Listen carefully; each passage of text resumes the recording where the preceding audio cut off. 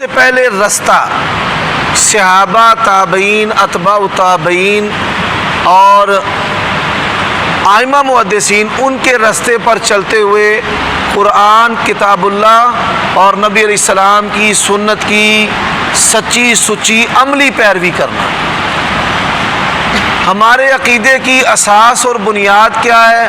اللہ تبارک و تعالیٰ کی توحید، اور اس توحید تک جو رسائی ہے وہ شہادت اللہ الہ الا اللہ و ان محمد رسول اللہ، وہ نبی علیہ السلام کی رسالت کو ماننا کہ آپ اللہ کے آخری نبی رسول ہیں، آپ کے بعد کوئی نبی رسول پیدا نہیں ہو سکتا۔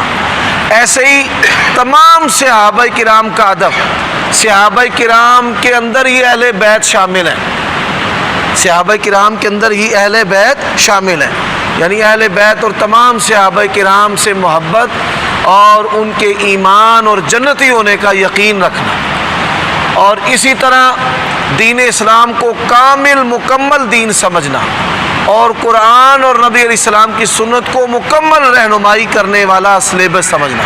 تو یہ جستہ جستہ جو چیدہ چیدہ باتیں ہیں، اسی طرح صحابہ کرام میں جس طرح حضرت ابو بکر سے ہمیں محبت ہے، اسی طرح وہ ادنا صحابی جس نے نبی علیہ السلام کی صحبت کو ایک لمحہ پایا اس سے بھی محبت ہے۔ شرف صحابیت میں تمام صحابہ یکساں برابر ہیں۔ اللہ تعالیٰ نے بعض کو بعض پر فضائل اور منقبت یعنی فضیلت جو ہے وہ عطا کی ہے، جس کو اللہ تعالیٰ اور اس کے رسول نے بیان کر دی ہے۔ کربلا کا واقعہ جو ہے اس کے بارے میں ہم بالکل لا علم ہیں۔ ایسا نہیں ہے، دیکھیں میں عرض کرنا چاہتا ہوں جو سانحہ کربلا ہے اس کے بارے میں افراط و تفریط ہے۔ بعض لوگ نعوذ باللہ من ذالک حضرت حسین رضی اللہ تعالیٰ عنہ کو باغی اور نہ جانے کیا کچھ کہہ دیتے ہیں۔ ایسے لوگ نصبی ہیں جو اہل حق سے اور اہل سنت سے خارج ہیں، اور بعض لوگ جو ہیں وہ یزید کے اتنے قصیدے پڑھتے ہیں اور حد سے گزر جاتے ہیں۔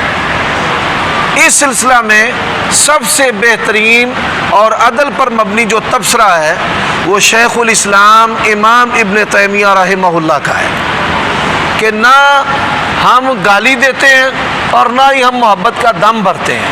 وہ بادشاہوں میں سے ایک بادشاہ تھا جو گزر چکا، اور اس کے دور میں 3 کبھی کام سرزد ہوئے، اہل بیت کا قتل، واقع حرہ اور اس جیسی جو چیزیں ہیں۔ تو بات یہ ہے کہ اہل حدیث کا منہج یہ ہے کہ ہم ظالم سے ظالم بندہ، ظالم سے ظالم یعنی وہ مسلمان جس نے کسی صحابی کو قتل کیا، جیسے حجاج بن یوسف ہے، بہت ظالم ہے، تو ایسے جو حکمران ہیں ان پر لعنت کے قائل نہیں ہے۔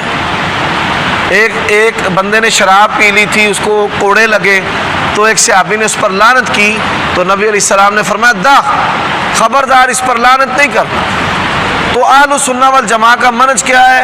ہم کسی مسلمان کو کافر نہیں کہتے، کسی مسلمان کو لعنتی نہیں کہتے، کسی مسلمان کو جہنمی نہیں کہتے، یہ ہمارا منہج ہے۔ تو اس منہج کی وجہ سے یزید کی تکفیر کرنا، اس کو لعنتی جہنمی کہنا، ہم اس کو راجع نہیں سمجھتے، درست نہیں سمجھتے۔ لیکن وہ ظالم بادشاہوں میں سے بادشاہ تھا جس کے دور میں کبھی کام سرزد ہوئے ہیں، جو امام ابن تیمیہ رحمہ اللہ نے لکھا ہے۔ وہ ماہر ہے، محدث بھی اور اخباری بھی، اور رافضیوں کے رد پر انہوں نے منہاج السنہ جو کتاب لکھی ہے اس سے بہترین آج تک کوئی کتاب نہیں لکھی گئی۔ تو اس لیے ماہر فن، اس کی جو سٹیٹمنٹ اور بات ہے ہم سمجھتے ہیں وہی معتبر ہے۔ اور اگرچہ بعض اسلاف میں سے یزید پر لعنت کو روا اور جائز رکھا گیا ہے، لیکن ہم اس کو درست نہیں سمجھتے، اس کو راجع نہیں سمجھتے۔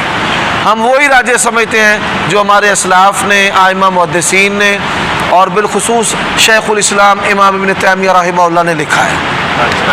سوال آپ نے ایک بات کی ہے کہ ہم یزید کو جہنمی نہیں سمجھتے یا اس پہ لعنت نہیں کرتے۔ نہیں سمجھنا نا، ایک بات سمجھیں، جی ہمارا یہ منہج ہے۔ مثال میں اس کی دیتا ہوں، ابھی گزشتہ دنوں لاہور ایک تاریخی مسجد میں کسی جوڑے نے رقص کیا ہے، किसी अदाकार ने। तो मैंने देखा कई लोग जो हैं वो कहते हैं वो लानती है। भाई इस तरह जायज़ नहीं है। ये रक्स करना, कोई बंदा शराब भी पिए, अल्लाह ताला हमें माफ़ करे, कि किसी आदमी का जानी होना यकीनी तौर पर हमारे इल्म में है, तो इस्लाम के अंदर किसी भी गुनाहगार पर नामजद जो लानत करना है ये जायज़ नहीं है। सिर्फ इतना बता दें कि मतलब ये तो ना हो सकता है कि जो कत्ल हुआ है और कातिल है, ठीक है, ये एक शहीद हुआ है, नहीं जन्नती तो नहीं ना? नहीं, देखिए मैं बताता हूँ आपकी ये जो बात है, मैं इसको भी थोड़ा वाज़े कर देता हूँ। देखिए हम जो है हमारी सारी हमदर्दियाँ अहले बैत के साथ हैं, हज़रत हुसैन रज़ी अल्लाह तआला अन्हु के साथ हैं। हम ये कहते हैं जिस बंदे की भी कत्ल हुसैन रज़ी अल्लाह अन्हु में शिरकत कौलन अमलन फेल से हत्ता के इशारे से भी है, तो अल्लाह ताला की भी उस पर लानत, अल्लाह के बरगुज़ीदा जो लोग हस्तियाँ उनकी भी लानत, और हमारी तरफ से भी। और रही बात कि यजीद हाकिम वक़्त था, तो बहैसियत हाकिम वक़्त रियासत के अंदर गैर शरी जो आमाल होते हैं, हाकिम वक़्त को उससे बरी नहीं किया जा सकता। अब जो चीनी महंगी हुई है, इमरान खान ने तो नहीं कहा कि महंगी करो, लेकिन हम जिम्मेदार किसको ठहराते हैं? बोलिए, इमरान खान को। इसी तरह ये जो बहरान पेट्रोल का पैदा हुआ, इसका हम जिम्मेदार किसको ठहराते हैं? हाकिम को। तो वो हाकिम था और उसकी हुकूमत में सैयदना हुसैन और उनके रुफ़क़ा का कत्ल किया गया, और सबसे नरम तर बात भी करें, क़िसासन किसी को कोई सज़ा नहीं दी गई, जिससे ये बात नुमायाँ होती है कि वो कसूर से बरी नहीं है। मैं चाहता हूँ कि आप अगला खुतबा इसलिए, ये असल में कुछ मौजू ऐसे होते हैं जो पुरफितन होते हैं। मिसाल मियाँ बीवी के मसाइल हैं, जिनसी ताल्लुकात के, इसको मिंबर पर बयान नहीं किया जा सकता, अगरचे ये शरीयत का हिस्सा है। हमारा ये मुआशरा मखलूत मुआशरा है, इसमें कुछ लोग राफजी हैं, कुछ नासबी हैं, बहुत थोड़े लोग हैं जो मोतदल हैं, तो ख़तरा होता है बलवा लड़ाई का। हमने तो हक बात करनी है। नहीं, वो देखिए, अब अल्हम्दुलिल्लाह हक बात कर रहे हैं ना, ये सवालों जवाब का सेशन है, रिकॉर्ड हो रहा है, आन दायर हो रहा है, लाइव चल रहा है, तो ये एक इजहार की एक मजलिस है जिसमें अल्हम्दुलिल्लाह खुल्लम खुल्ला हम इजहार कर रहे हैं। जो खुतबा जुमा है उसका मकसद होता है लोगों के दिलों को नरम करना, करीब करना, जो मुश्तरका चीज़ें हैं उसके बारे में बात करना।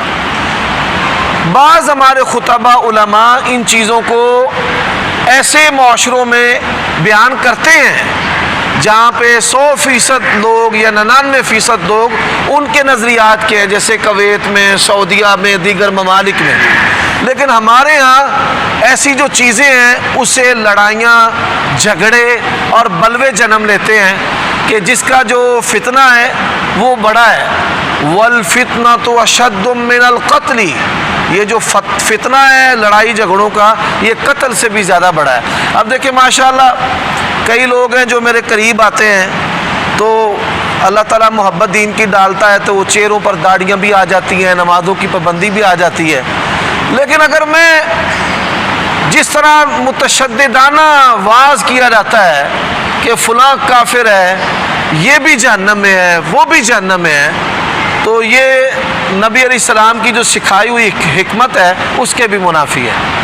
आसानियाँ करें, मुश्किलें ना करें, लेकिन अल्हम्दुलिल्लाह हमने कभी भी इजहार करने में कोई कोताही और कमी नहीं की। लेकिन बरसरे मिंबर इसको हम समझते हैं कि बरसरे मिंबर वो चीज़ बयान करनी चाहिए जो दीन और नबी अलैहिस्सलाम की ज़िंदगी में मुकम्मल हो गया। जो उसकी बात की चीज़ें हैं वो मिंबर पर नहीं होनी चाहिए। मिंबर का ताल्लुक़ इस्लाम से है, कुरान से है, सुन्नत से है। सैयदना हुसैन के फ़ज़ाइल बयान करें, कुरान और सुन्नत है। लेकिन बाद के जो वाक़यात हैं उन पर इशारतन तो बात हो सकती है, लेकिन सराहतन नहीं। अब ये सवालों जवाब की नशिस्त है, आप इसमें अल्लाह ताला की तौफीक से जो भी सवाल करेंगे, अल्लाह ने जो मुझे इल्म दिया है या जो मैंने सीखा है अपने असातिज़ा से, उससे इंशाअल्लाह मैं खुल्लम खुल्ला अल्लाह की तौफीक से इज़हार करूँगा।